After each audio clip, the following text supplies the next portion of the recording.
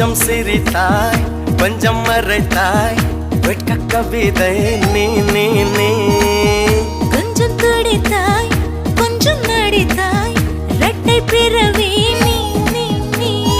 அம்மா அம்மம்மா என் தாயோட்டும் பேசாத மௌனத்தை நீயே சொன்னாய் அப்பா அப்பப்பா நான் யாரோடும் பேசாத முத்தத்தை நீயே தந்தாய்